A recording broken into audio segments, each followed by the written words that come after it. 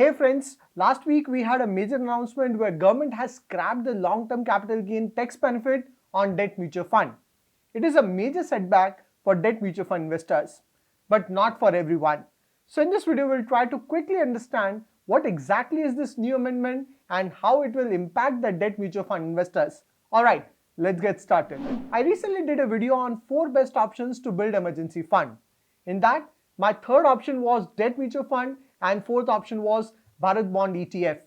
One of the major reasons for selecting debt mutual fund and Bharat Bond ETF was tax benefit. So if you look at the fixed income instruments, traditionally fixed deposits have been one of the most preferred investment category. But the catch with FD is that the interest earned from FD is taxable as per your income tax slab. So if you fall under, let's say, 30% tax bracket, then you will have to shell out 30% tax on interest earned from FD. Now that's a lot of tax. So if you have done an FD at, let's say, 7% interest rate, then 30% tax effectively reduces your final return to 4.9%. That's where debt mutual funds and Bharat Bond ETF started gaining popularity, where they also offered similar 7 to 8% returns, but the biggest advantage was tax benefit. If you invested in debt mutual fund or Bharat Bond for less than 3 years, you would have to pay tax as per your tax slab similar to FD. However, for investments more than 3 years, you would be eligible for long-term capital gain, where you would only need to pay 20% tax on profit with indexation benefit.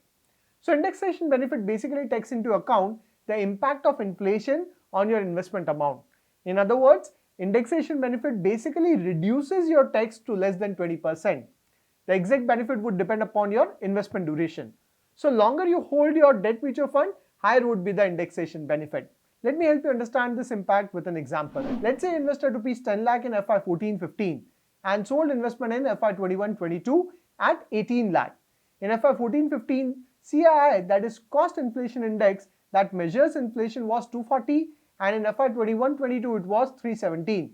So your indexed cost would be 10 lakh multiplied by 317 divided by 240. Based on your investment and selling period, you can consider the CII data. So your index cost would be 13,20,833 rupee.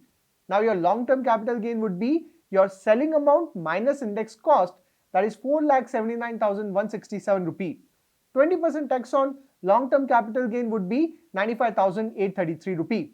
Now from FY 23-24 onwards, long-term capital gain would be on entire 18 lakh minus 10 lakh investment, that is 8 lakh. And assuming you fall under 30% tax bracket, then you would be paying 30% tax on 8 lakh, which is 2.4 lakh. Here please note that we have not included surcharge.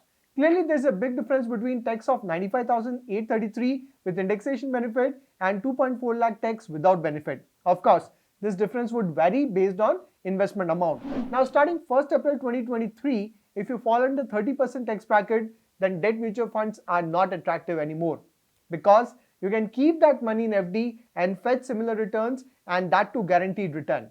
Although please note that in FD, you have to pay tax on interest earned every year, whereas in debt mutual fund, you have to pay tax only when you sell your mutual funds. So from compounding perspective, debt mutual funds are slightly better, but this impact is not that significant. So it looks like government want people to invest more with banks rather than debt mutual funds. Please note that if you invest in debt mutual funds before 31st March 2023, you can still avail the benefit of long-term capital gain whenever you sell your debt mutual funds after 3 years. So you still have a few days of benefit left. But of course, it is only useful when you fall under 30% income tax bracket. Here the catch is that this change would not only impact the debt mutual funds and Bharat Bond ETF, but also gold mutual funds, international mutual fund, fund of fund, and some of the hybrid mutual funds.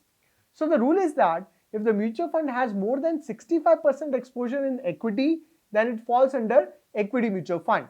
And the taxation is 15% flat tax if sold within 1 year and 10% tax on profit above 1 lakh if sold after 1 year.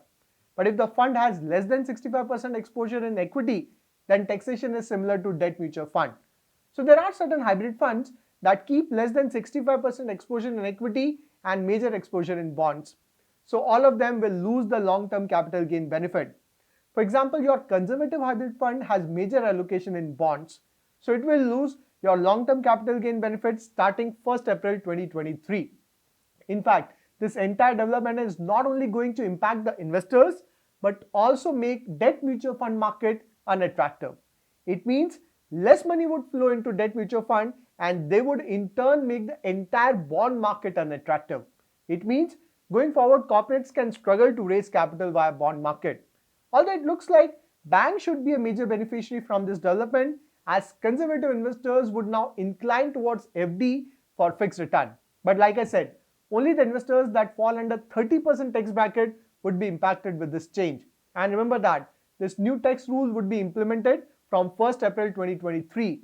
So if you want to take the benefit of indexation, then you still have few more days left. Now tell me in the comments, have you invested in debt mutual funds for more than 3 years?